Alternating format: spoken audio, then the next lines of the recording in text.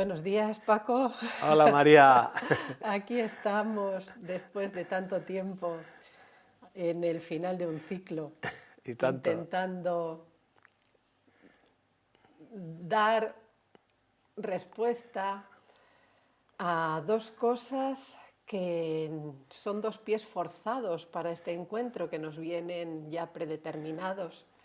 Uno, el título del ciclo, Al Sabá, Kamai Nosper, para lo cual este encuentro es muy apropiado porque tú has sido mi profesor desde que empecé los estudios de filología hispánica hace ya mucho más tiempo del que me gustaría recordar. Y en ese sentido sí que creo que es muy apropiada la continuidad que podemos encontrar en esta conversación. Y otro pie forzado, el de esta charla, en el que también se nos pregunta para qué sirve la poesía. Son dos cosas que van enlazadas, porque yo no recuerdo a Paco Díaz desde los más remotos orígenes de nuestra relación sin hablar de poesía.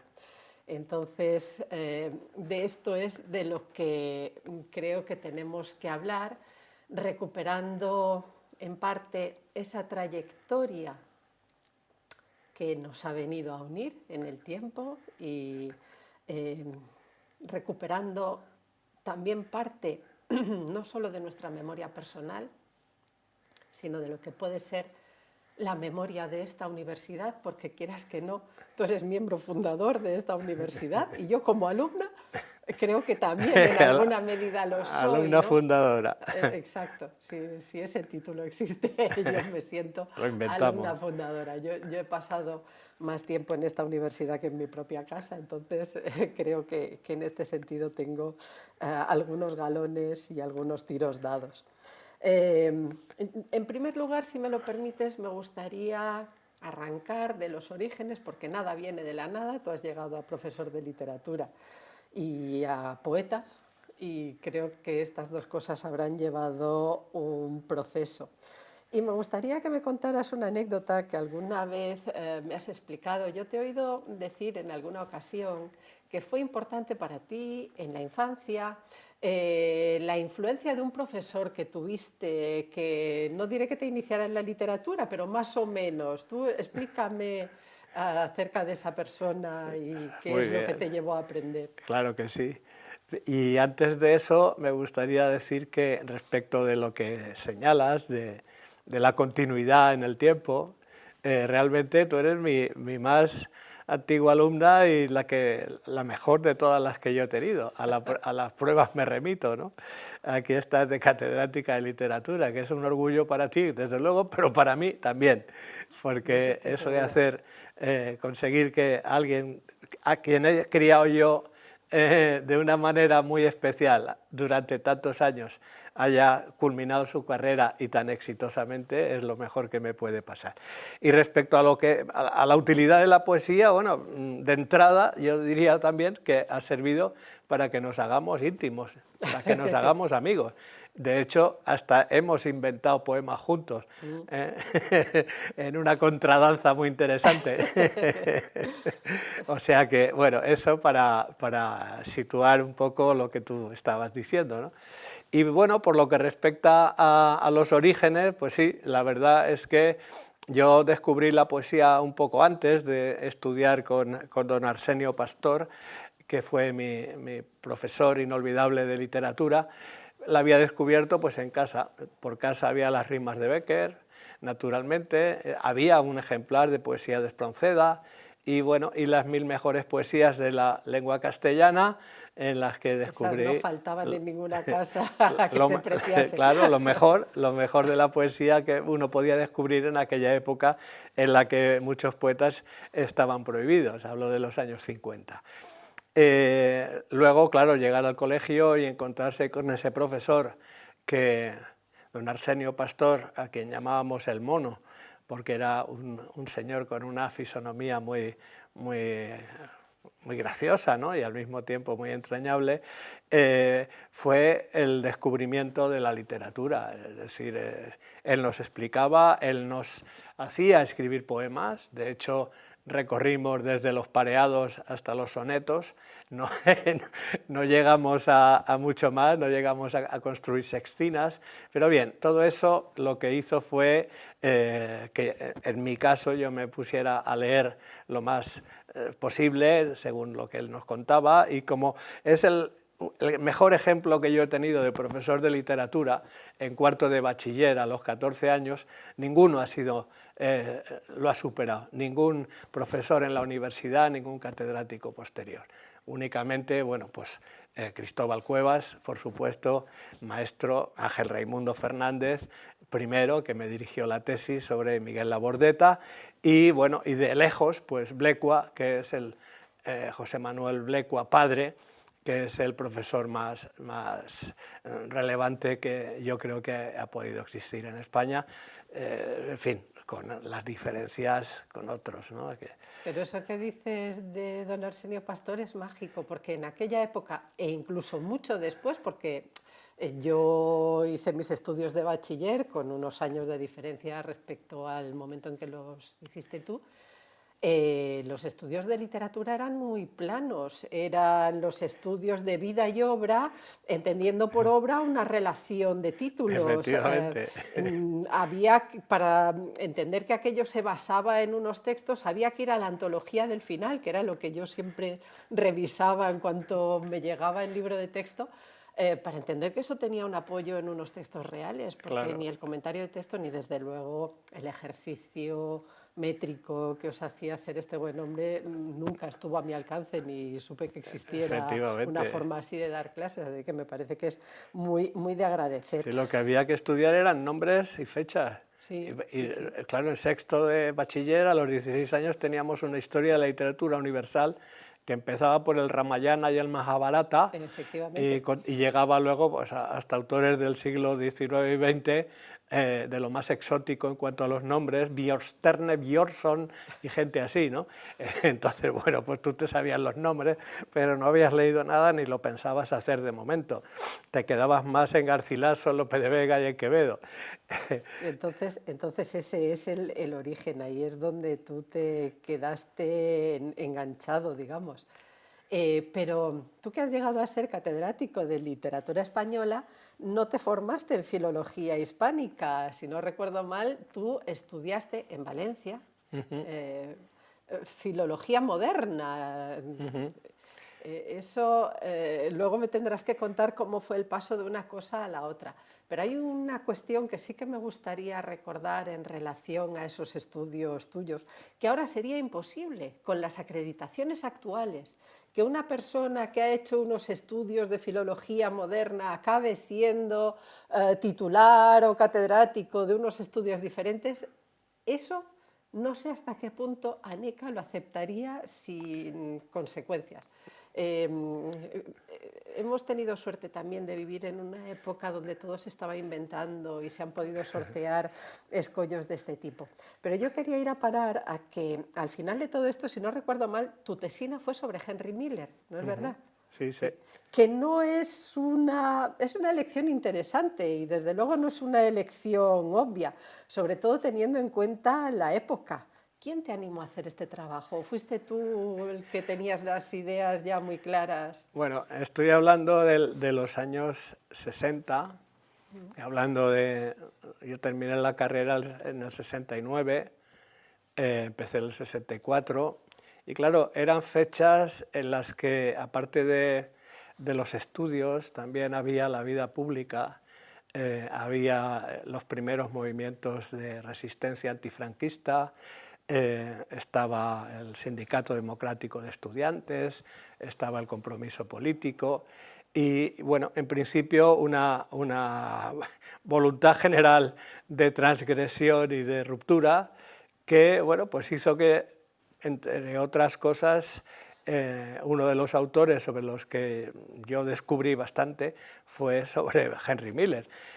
Claro, es evidente que en Valencia existía únicamente la especialidad de filología moderna. Filología moderna era una especie de fusión de filología española, filología francesa o italiana, inglesa o alemana. Entonces yo elegí la filología moderna con la literatura francesa y la inglesa. Creo que acerté, porque eso me permitió descubrir muchas cosas de historia de las lenguas, del francés, del inglés, del español, muchas cosas de la literatura inglesa y francesa, sin las cuales la literatura española, sobre todo a partir del Siglo de Oro, pero también desde la Edad Media, no se entiende. Es decir, que en eso me vi muy beneficiado, porque ya estaba leyendo al mismo tiempo a Baudelaire que a Juan Ramón Jiménez o a Antonio Machado, por poner dos ejemplos, ¿no? Claro, eso me daba un bagaje, diríamos, interlingüístico, que me fue muy útil. Mi preferencia siempre fue la literatura española. La tesina me la sugirió, y yo se la sugerí, a un querido amigo y profesor de la época, Manolo Conejero, que luego ha estado traduciendo a Shakespeare y ha hecho mucho teatro, etc. Y que, bueno, en connivencia con él, el departamento me hizo llegar las obras completas de Henry Miller en inglés, y bueno, y me las trabajé, y escribí una cosa que se llamaba Existencialismo y alienación en la literatura norteamericana, el caso de Henry Miller. Porque es verdad que entre el existencialismo y un pensamiento mucho más libre, más surrealista. Henry Miller estuvo en Francia en los años 20 y 30, y eso lo explica todo, pues crea un tipo de literatura que poco tiene que ver pues con Hemingway, con Faulkner, con Dos Pasos, etc. Con Dos Pasos quizá un poco más. El caso es que, bueno, pero ya una vez en Mallorca, en el Instituto Ramon Llull, del 69 al 70, me contrataron para dar clases de francés y literatura francesa. Me apunté a los cursos de doctorado. El doctor Fernández, Ángel Raimundo Fernández, me propuso entrar en el departamento, y a partir de ahí me dediqué exclusivamente a la literatura española. Sí, pero es verdad que ahora lo estaba pensando en relación a las fechas que tú decías, que tu recuperación para este entorno nuestro de Henry Miller se anticipa un poco al momento general de esa recuperación y de ese conocimiento, porque me estoy acordando, ese momento de recuperación aquí coincide más bien con la transición a partir del 75, y me estoy acordando mucho de un poema de clandestinidad de Antonio Jiménez Millán, que habla justamente del choque entre la literatura de Henry Miller que él leía en aquel momento, de lo que representaba esa literatura, y de una pintada que había visto en Granada. Es un poema que se titula Días tranquilos en el Albaicín, que dice: en este país, ¿cómo es? Era algo de, en esta ciudad follar no es un pecado, es un milagro. Efectivamente. Algo así decía, ¿no? Entonces, me llama mucho la atención, porque es verdad que yo he situado a partir de este poema que la recuperación de Miller es eso, desde mediados de los 70, y tú lo estás fechando ya desde un momento anterior. Las únicas versiones en español que yo tenía eran las de Argentina, de editorial Santiago Rueda, pero claro, muy exóticas, porque trabajando en español y sin saber mucho de argentino, pues resulta que las gafas eran espejuelos y cosas así. Es decir, que me obligó a manejar bastante el diccionario, cosa que también viene muy bien. Pero bueno, sí, yo me puse a trabajar sobre Miller en el 69-70, y las primeras traducciones en España yo creo que fueron del 80, diría yo, ¿eh? Incluso más tarde, sí, incluso posteriores. Sí. Lo que pasa es que Antonio Jiménez Millán lo leería en las versiones argentinas. También lee en francés y en inglés, entonces seguramente le debió llegar, porque Granada era quizá en los años 70 uno de los principales núcleos literarios de toda España. Sí, con Juan Carlos Rodríguez. Era un momento de ebullición de un grupo además, que después sería muy importante en el desarrollo de tu propia poética, con el que tú te sentirías con el tiempo muy relacionado. No estuviste allí en ese momento, pero sí que te sumaste a ellos en un momento posterior. Paco, ¿cómo fue venir a Mallorca a dar clases? ¿Fue esas cosas de...? Pues fue lo más fácil del mundo en aquella época. Envié 2 currículos a dos institutos distintos, uno en Mallorca, que era donde vivía mi novia, y otro en Villajoyosa, en Alicante. Los 2 me contestaron que sí, y entonces pues opté por venirme a Mallorca, me fui con la chica, y ya empecé a dar clase en el Ramón Llull el año 69, que ya da mucho vértigo pensar en aquella época, ¿no? Pero bueno, pues son 50 Nos podríamos haber encontrado unos años antes si los institutos en aquella época hubieran sido mixtos, Eso porque es. yo estudiaba en el Juan Alcover. Yo di alguna clase nocturna en el Alcover también. Sí, pero bueno, cada cosa llega a su debido tiempo. Siempre. Yo querría recordar aquella universidad que nos unió, aquella universidad en la que tú empezaste a dar clases.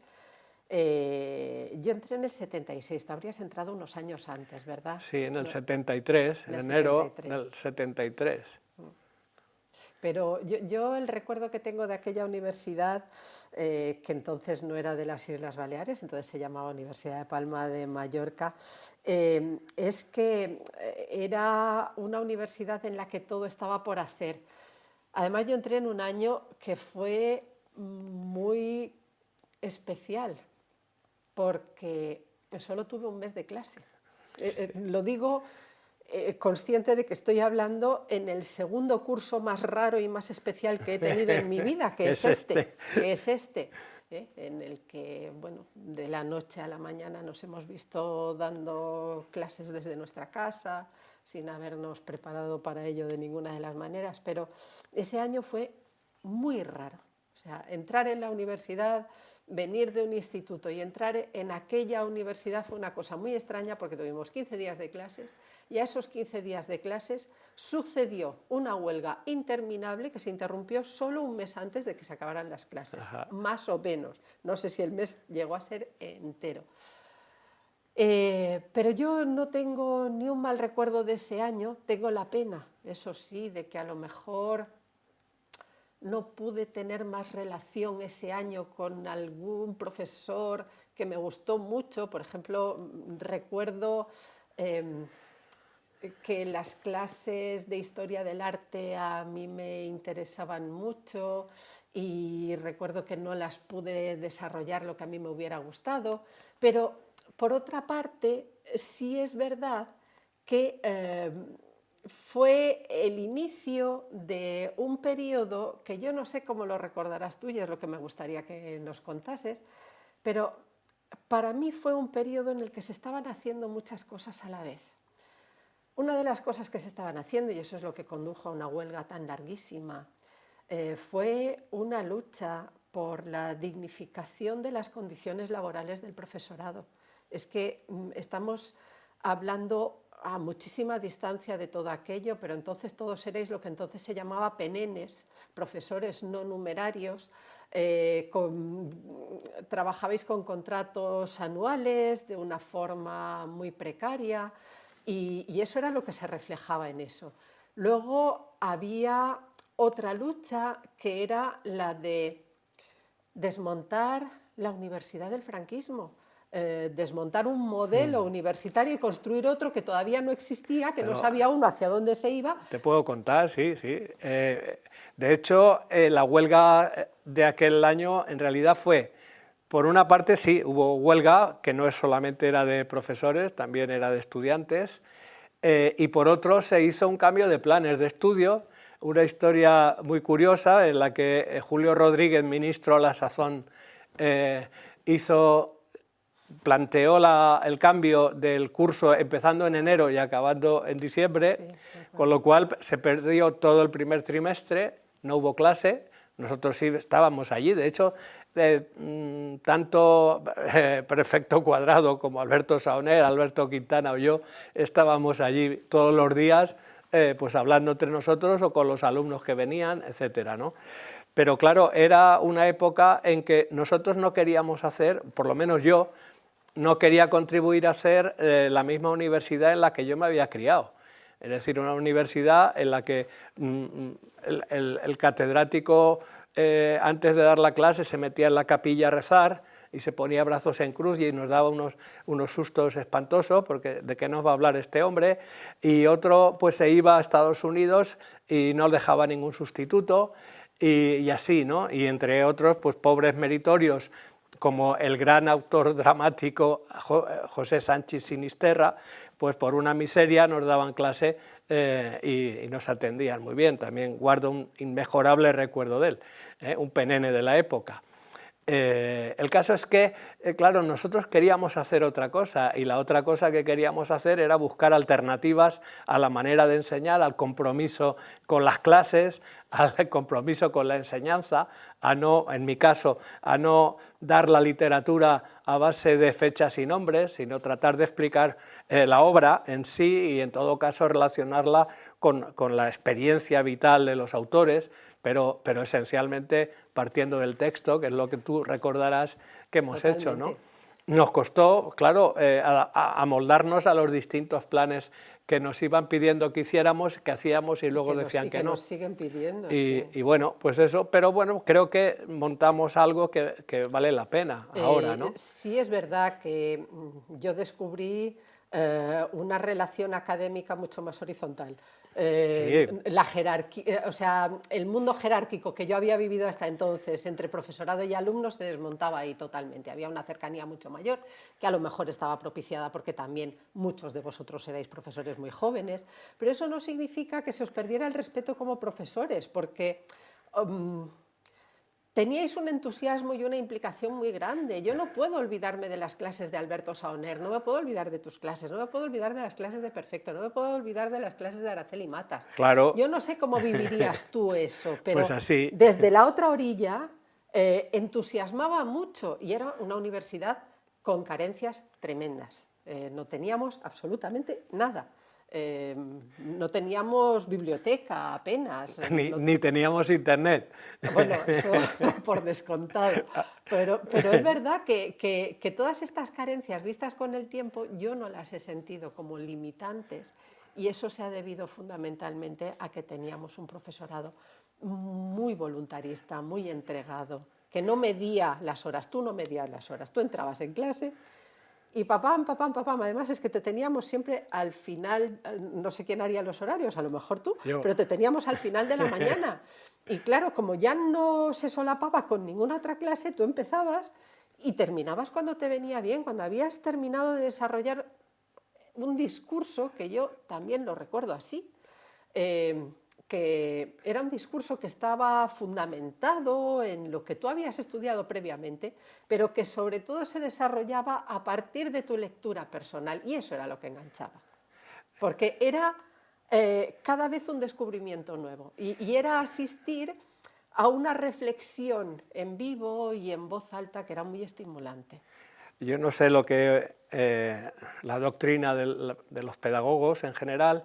Yo solo sé que lo único que entiendo que puede servir para enseñar es expresar la propia vivencia de la materia, por decirlo así, documentarla, por supuesto, facilitar los materiales de trabajo a los alumnos en la medida de lo posible, pero sobre todo hacerlo en primera persona, es decir, el alumno es efectivamente el protagonista de la educación, pero el profesor también.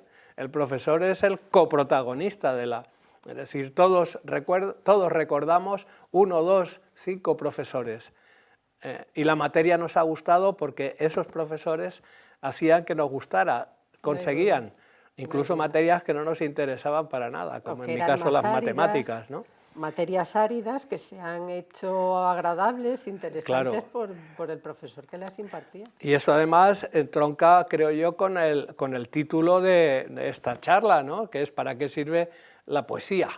Claro, yo he explicado todo, he explicado desde la Edad Media hasta la contemporánea y tú estabas delante. En todas, yo estaba en todas. Yo estaba en todas. Estabas delante. Estaba en todas porque cada curso Claro. cambiabas de asignatura y nos ibas siguiendo. Entonces yo me lo he pasado muy bien explicando a Moratín, explicando a Galdós, explicando sobre todo la poesía. Y claro, la poesía ha servido para muchas cosas. De entrada ha servido para que yo pudiera comunicarme con mis alumnos a través de la poesía, esencialmente. ¿Para qué sirve la poesía? Pues yo creo que la poesía sirve primero y principal para entender, para conocer el lenguaje de otra manera, para saber que la lengua es otra cosa distinta a la que estamos empleando en nuestra comunicación diaria, para que la lengua nos enseñe, estudiándola, en los textos, las enormes potencialidades que tiene, aunque la lengua nunca sea capaz de expresar lo inefable, por decirlo así, ¿no? Pero aún así, para conocer la lengua, para dominar la expresión. En segundo lugar, yo siempre lo he dicho así, a la primera, la poesía sirve para ser feliz, punto. Y eso es lo que me ha hecho a mí realmente la poesía, me ha hecho feliz. ¿Por qué? Pues porque gracias a la poesía yo me he conocido a mí mismo. Es decir, yo he leído en los poemas ajenos sentimientos que realmente he aprendido a analizar después en mi propio interior. También he leído en la poesía muchos galimatías que no servían para nada y que son simplemente excrescencias verbales de gente que quiere ser muy original o que quiere ser muy sacerdotal, ¿no? Pero en cualquier caso la poesía a mí sí me ha servido para ser yo. Y esto creo que bueno, es lo mejor que puedo decir para qué sirve la poesía. Y el placer que proporciona enseñar poesía, explicar poesía a alguien y ver que al cabo de poco tiempo está intentando escribir poemas, que te viene alguien y te enseña un libro y tú le dices, mira, por aquí no vayas, empieza de otra manera, porque esto no basta con decir que quieres mucho a Lolita, claro, tienes que decir otras cosas, porque eso ya cualquiera quiere mucho a Lolita, con minúscula, es preferible el otro camino, ¿no? de buscar leyendo. Y desde luego da mucho gusto cuando te viene un poeta. Yo quiero recordar aquí pues, a dos personas, aunque son más, ¿no? A Raquel Gelabert Goldinger, una estupenda alumna que escribe en inglés y que ha conseguido escribir muy buenos poemas, y también a mi querido Javier Canaves, un poeta de aquí, un poeta mallorquí que me vino ya con unos poemas que prometían absolutamente. Me limité a tratar de enseñarle la métrica, la oportunidad de determinados adjetivos o de determinado orden sintáctico, pero lo otro lo puso él y era un poeta ya hecho antes de empezar a escribir, solo tuvo que aprender a caminar por la poesía. Eso también es otro saber que no se pierde, porque a lo largo de esta trayectoria en común que tenemos, llegó un momento en que me di cuenta que no solo eras profesor de literatura, que no solo enseñabas poesía, sino que también escribías poesía. Tu dedicación a la poesía ha sido un poco inconstante, pero sostenida a lo largo del tiempo. Digamos que en aquellas palabras de Gil de Viedma te ha preocupado más la literatura que la actualidad literaria, y a ti eso de estar de actualidad en un momento dado, construir lo que se suele llamar una carrera literaria, te ha importado poquísimo. Vivir en Mallorca ayuda, ¿eh? Ayuda, no estás sí. en la corte. No, eso es verdad. Eso es verdad, ayuda.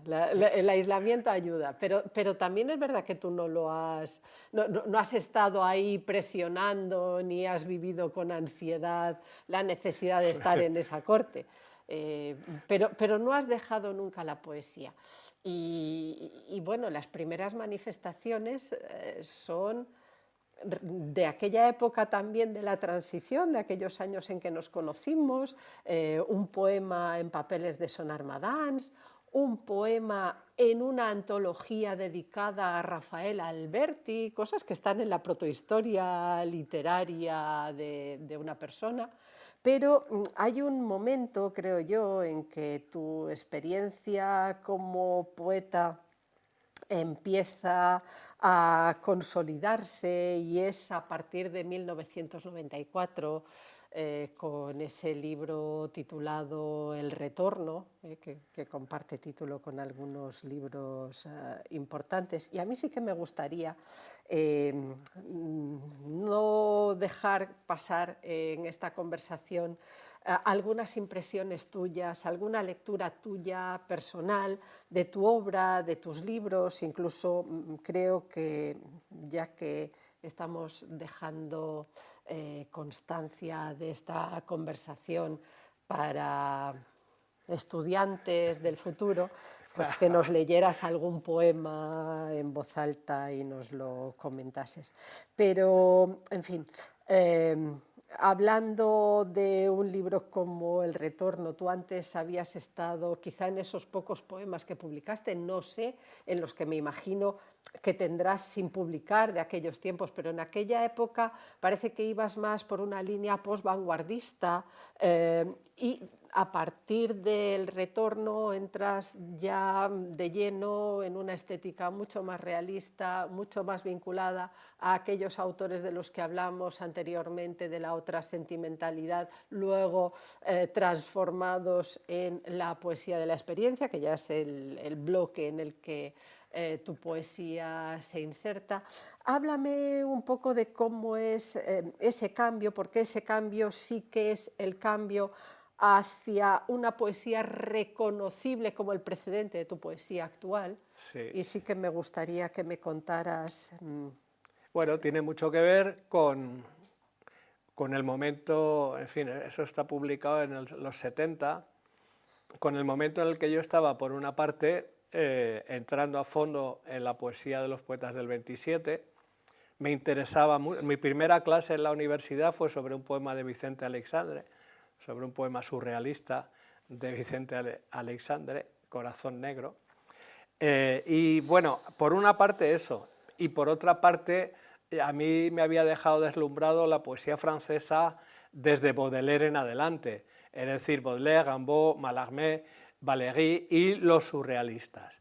Entré a fondo en el conocimiento de los surrealistas, Breton, Paul Éluard, Aragón, etc. Paul Éluard fue para mí quizá el poeta más importante del surrealismo. De hecho, en el último libro hay un poema con una cita de Paul Éluard. Y bueno, pues los primeros ensayos poéticos, digamos, más maduros, por decirlo entre comillas, fueron en esa línea del surrealismo, ¿no? Creo que era una buena manera, por otra parte, de saludar a Rafael Alberti en el año 77 cuando volvió a España. Pero claro, luego suceden cosas en la vida. Yo desde ahora hacia atrás me doy cuenta de que mejor puede ser la poesía cuanto menos voluntaria es. Es decir, no hay que vivir en poeta, hay que vivir como persona. Entonces, a mí la experiencia personal fue la que en unos momentos no me dictaba escribir nada, porque era lo suficientemente satisfactoria, ahora también es satisfactoria y sin embargo escribo, pero en otros momentos, claro, una pérdida importante de mi compañera de aquellos años, Silvia, pues determinó que hubiese una escritura intensa en la que las zarandajas vanguardistas no me interesaban para nada. Me interesaba tratar de ahondar con distancia en el propio sentimiento de pérdida. Y de ahí viene el retorno. El retorno es como una especie de retorno de los sentidos. Luego ya, claro, esa es la voz. Es decir, la voz mía, si existe una voz mía, la encuentro a partir de eso, a partir del análisis del sentimiento en frío, no en caliente. Pero claro, para poder escribir hay que haber sentido, si no se dedica uno a hacerse pajas mentales con las palabras. Pero es ahí efectivamente donde arranca y se consolida en el mapa de los años ya una poesía que es verdad que está muy pegada a tu experiencia personal, donde los que te conocemos podemos intuir situaciones relativamente reconocibles de la vida cotidiana. y donde está muy contrapesado, y eso lo veo incluso hasta el último libro, un aliento elegíaco que no desaparece nunca, pero un vitalismo muy potente que me alegra decir, dándote la razón, en una conversación que tuvimos anteriormente, que sí, que a pesar de la dureza de algunos poemas, de algunos temas, sí que es verdad que está muy contrapesado eso con un vitalismo tremendo que no decae. Y me ha gustado mucho verlo otra vez en este último libro. Un libro que está a punto de aparecer y que confío, a lo mejor nos podrás leer algún poema después Sí. de este libro, que creo que me gustaría que fuera ese, ¿no? Pero que es verdad que hay unos binarios muy fuertes que se concentran y se superan el uno al otro, como ese de la elegía y el vitalismo, y ese que dio título también en un momento a un libro que varios organizamos en torno a tu poesía, La armonía de la realidad y su desorden. En la vida esas dos cosas vienen juntas. El desorden viene con su armonía y la armonía viene con su desorden, y todo eso está junto y reconocido en su diversidad en tu poesía con una enorme riqueza. A mí me gusta mucho porque efectivamente veo mucha vida detrás, no hay impostación, a pesar de que haya un personaje que es inevitable que se cree Sí, a claro, claro. la hora de elaborar un texto. Ese personaje es real, tiene mucho de verdad detrás. Claro. Bueno, a mí, en realidad, yo escribo para gustarme a mí lo que he escrito, en el sentido de reconocer que lo que he escrito es verdadero, independientemente de que quien hable sea el personaje. Pero me interesa que a mí me satisfaga, que a mí me convenza lo que he escrito. Eso es esencial, que es la única manera de convencer a otro que lo pueda leer después, si hay suerte. Realmente son dos elementos esenciales para mí y desde niño. El tiempo, la conciencia del tiempo, la conciencia del tiempo destructor, y por otro lado la pasión de los sentidos. Es decir, entre estoicismo y epicureísmo me decanto por Epicuro. Y claro, Epicuro, entre otras cosas, también señala que la muerte no existe, que existe la muerte ajena, pero la muerte propia uno no la vive, uno solo se muere, pero ya está. Es decir, esa conciencia de la muerte y esa conciencia materialista del ser, no hay aquí trascendencia alguna, hace que mi poesía oscile entre los dos polos, la elegía temporalista, esencialmente, la conciencia de la nada, la conciencia de la pérdida, y por otro lado el placer cotidiano, el placer elemental, el placer esencial. Dices la armonía de la realidad y su desorden, yo creo que es un buen título, pero es que si no existiera el desorden, qué desastre, qué terrible sería que no existiera el desorden. En el desorden uno puede nadar verdaderamente, puede moverse verdaderamente. En el orden, ¿qué pasa? Horario, rutina, no, desorden, venga el desorden. Hay otro aspecto de tu poesía que daría para mucho, pero sobre el que a mí me gustaría que dijeras algunas palabras, que también está reflejado en este último libro tuyo, pero que en realidad está muy presente a lo largo de toda la obra, y es la presencia de la música y de la imagen. Imagen desde artes plásticas hasta fotografía, que es otra de tus dedicaciones, ¿no? ¿Tú me podrías hablar de la importancia de estos elementos en el seno de tu poesía? Sí, además tú lo sabes bien porque eres la que mejor y más en profundidad has estudiado mi poesía. Así que sabes de qué me estás preguntando, de qué hablas. Claro, es que hablar de la poesía de la experiencia se ha convertido en un tópico clasificador que verdaderamente es bastante inútil, en el sentido de que la experiencia, todos tenemos experiencia, puede ser desde la experiencia del aficionado al fútbol, que es todo lo que le importa en su vida, hasta la experiencia de la cultura. Evidentemente, fútbol y cultura son una misma cosa, y a mis queridos amigos poetas de la experiencia, empezando por Antonio Jiménez Millán, Luis García Montero o Álvaro Salvador, les importa mucho el fútbol y la cultura. En mi caso, la experiencia viene dada muchas veces por la experiencia cultural, por lo que uno ha leído, por lo que uno ha visto, por lo que uno ha escuchado o por lo que uno ha tocado, ¿no? En el terreno de la cultura, muchas veces la referencia a un objeto, a un cuadro, a una música, permite servir de referente objetivo sobre el que hablar, reflexionar o hacer que hable el personaje.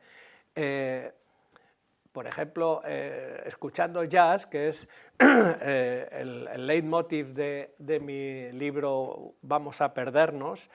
De hecho, el título Vamos a perdernos es el de un tema de Chet Baker, Let's Get Lost, vamos a perdernos. Escuchando jazz, yo he podido pensar sobre todo, sobre el tiempo, la realidad, el placer, etc., la pérdida, el ser. Entonces, escuchar jazz me ha permitido ponerme un poco en el lugar de esos personajes, de esos músicos, o simplemente de esa sonoridad especial de un tema de jazz para poder generar mi propio poema con palabras. Otras veces basta mirar una fotografía, tú lo sabes bien, ¿no? El librito Fotografías está hecho a base de una especie de collage de referentes fotográficos, o un cuadro simplemente. Es decir, hay un cuadro de Edward Hopper, quizá no muy conocido, que es una mujer haciendo striptease, en una esquina está un trozo de orquestina con la cara muy aburrida, en el primer plano están varios espectadores, también serios absolutamente, y lo único que se percibe en ese striptease es la rutina, es decir, el erotismo rutinario y triste de, por un lado, la mujer ya entrada en años, la modelo era la propia mujer de Hopper, ya entrada en años, siguiendo sus movimientos habituales, la orquesta tocando lo de siempre y los espectadores pensando a lo mejor en su mujer o pensando en la miseria de la vida laboral, etcétera, etcétera, ¿no? Ese cuadro tan patético pues me permite a mí también hablar de la soledad.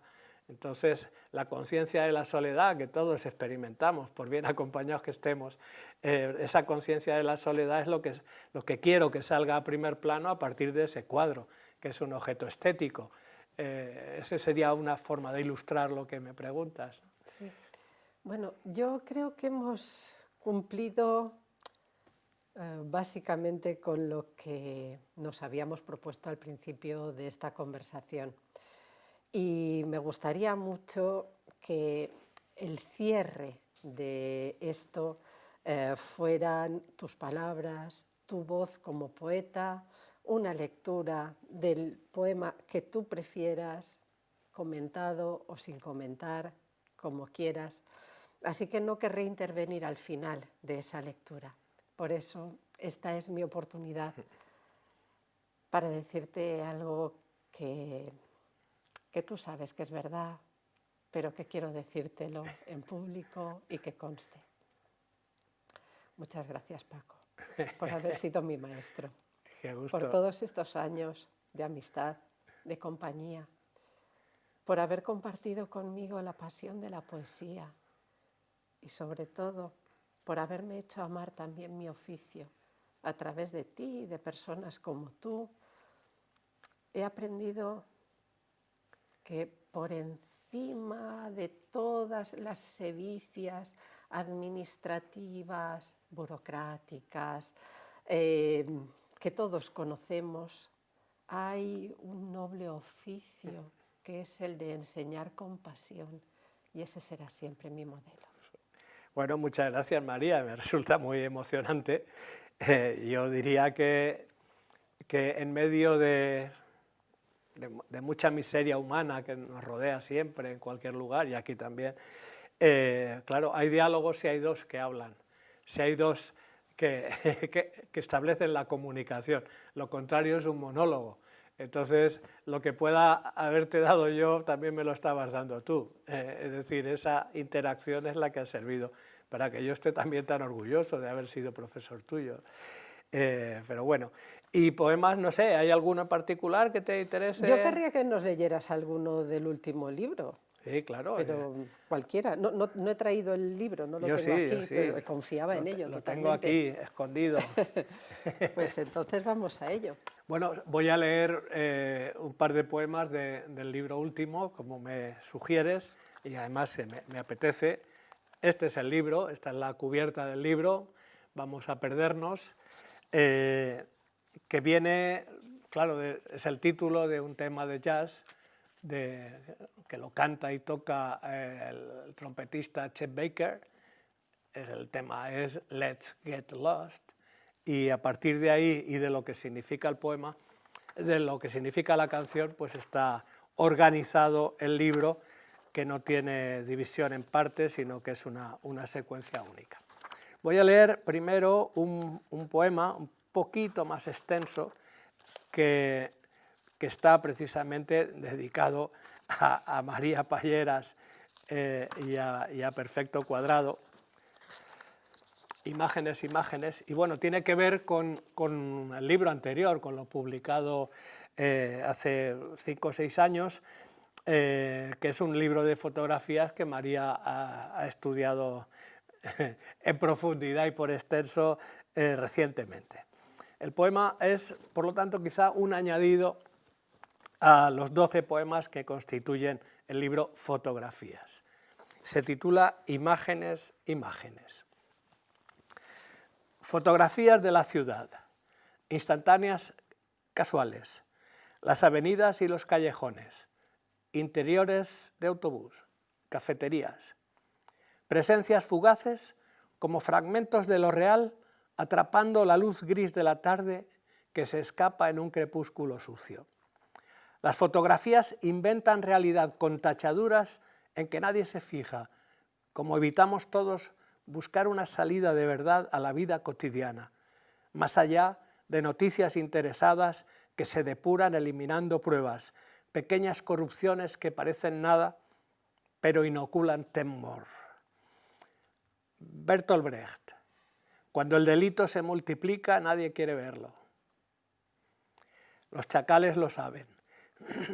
Caminamos por las calles y no somos capaces de retener otra cosa que la masa del tráfico, gentes ensimismadas en las pantallas de sus móviles, el brillo de las mercancías en escaparates ni siquiera lujosos. Los días van tejiendo su telaraña invisible de tiempo apresurado sobre la imagen repetida hasta el infinito de una ciudad apenas desconfiada. O el infinito entorno que constituye otra cosa, un espacio de espera sine die para nutrir la irrealidad que sirve de protección en la intemperie. Es una concepción viscosa, una masa de imágenes en bruto que impide un pensamiento verdadero.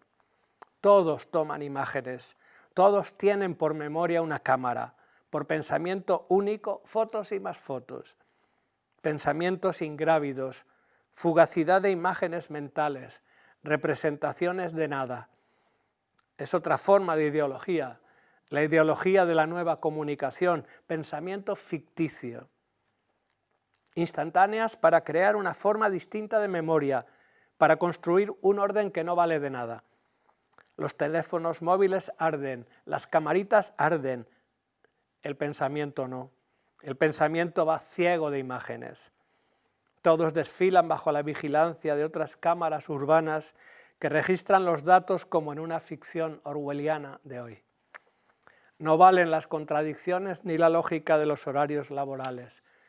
No importa olvidar ni recordar. No hay otra cosa que imágenes y palabras sueltas. En realidad no ver, no decir, no escuchar. Y la memoria es corta. Multitud de mensajes instantáneos por segundo multiplicando su futilidad. músicas que seguramente suenan en los auriculares que aíslan a los que van pasando o viajan en el autobús rumbo a sus casas. Ciudadanos votantes todos ellos, y callados, ensimismados. Sus caras no revelan emociones. Mutantes, mutantes al servicio ignorante de un nuevo orden colectivo en manos fantasmales. De nuevo Brecht: el que no sabe es un imbécil, el que sabe y calla es un criminal. Se avecinan de nuevo tiempos peligrosos. Bueno, este poema creo que sintetiza bastante bien una mirada que cualquiera que lo lea o lo escuche puede tener de su propia experiencia por la calle, o mirándose a sí mismo. El poema se podría haber llamado Instagram, pero no quería tampoco hacer publicidad de ningún medio de alienación colectiva actual, ¿no? Bueno, quizá cambiaría de tema, ¿no? Para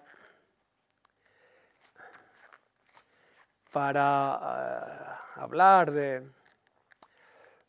la música, el jazz, y de lo que significa también un poco para mí la experiencia de escuchar. Hay varios poemas dedicados a músicos de jazz, y en particular uno dedicado a la gran Billie Holiday. Supongo que os puede sonar a quienes escuchéis esto, pero si no suena deberíais conocerla. Dice así, el título del poema es Billie's Blues. No es nada fácil escuchar las canciones de la última Billie sin sentirse culpable de algún modo, sin pensar más en ella que en la música. Su queja y su emoción nos llegan como una lluvia ácida que quema cuanto cubre. Ella no acusa, simplemente hace suyas las palabras, las modula a su propio sentir. Sabemos lo que dice, aunque no importa.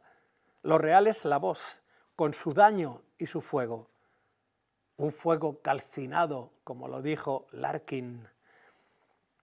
La persigue la ausencia, esa ausencia sin nombre que sentimos a veces, más allá de los sueños que se olvidan. Música de las sombras sale por la ventana y se enreda en las ramas, áspera, inevitable, lento veneno en noche de alcohol y de tristeza. La temo, y sin embargo yo no puedo rehuir su música prohibida, sucia de su verdad, sucia de sus secretos. Como otra fruta extraña la siento cada vez que llega la certeza de mi tiempo gastado, corteza adentro por la pesadilla. El ángel fugitivo que ya lo ha visto todo sigue cantando con su voz rasposa. Nada en el jazz me resulta tan duro. Experiencia de la música escuchada, experiencia del tiempo, experiencia del tiempo que se va, experiencia del dolor, experiencia sencillamente del pensamiento verdadero, diría yo.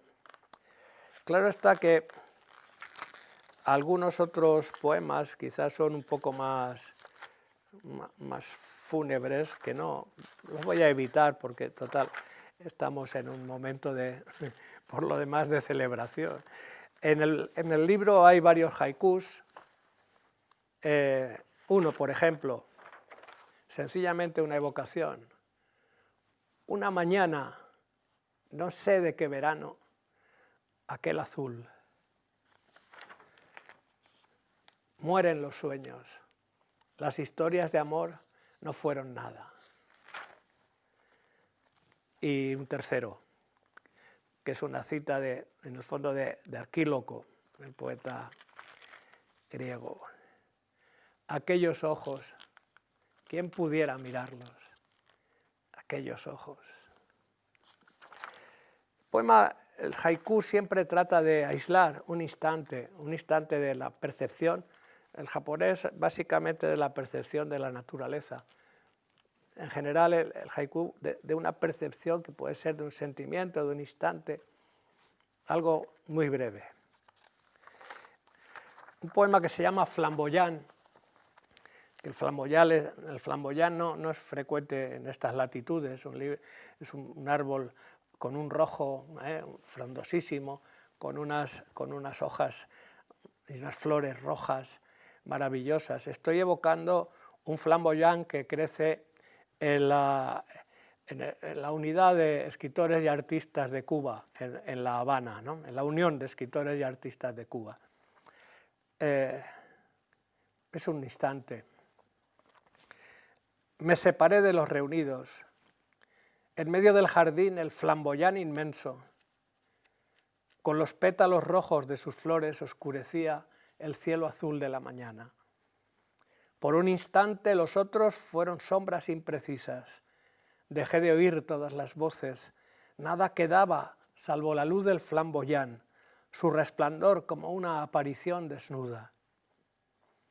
El rumor encendido de sus ramas, música de la bienvenida, me musitó una historia de dolor compartido, de voluntad unánime, de obstinada alegría contra todo.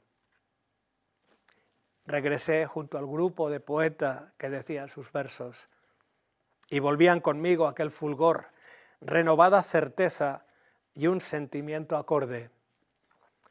Sigue en aquel jardín con todos ellos mi corazón.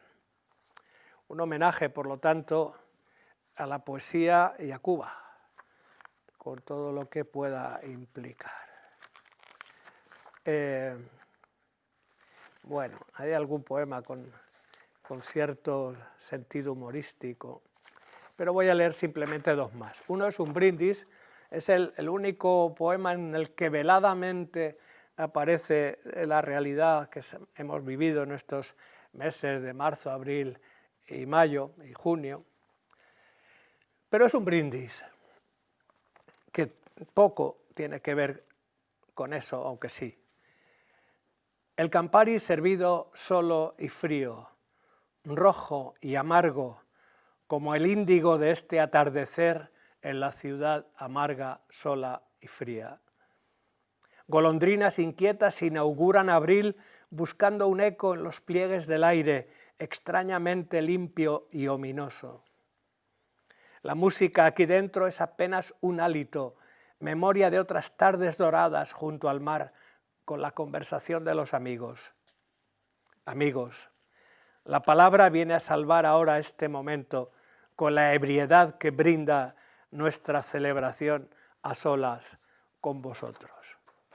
Obviamente es un brindis a los amigos y por lo tanto no tiene mucha más complicación. Voy a leer el último poema que se titula Vamos a perdernos, para justificar también el título. Vamos a perdernos tú y yo en este río de los besos. Dame la mano en medio de la bruma. Perdámonos los dos en los abrazos de estos días nuestros.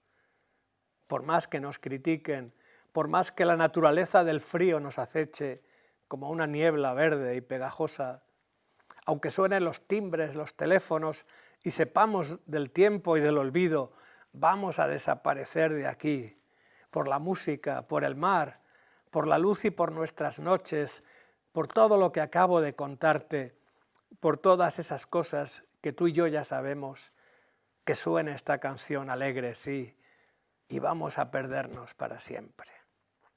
Y bueno, pues con la palabra siempre, que es una manera de dejar abierto el libro, se cierra materialmente este libro.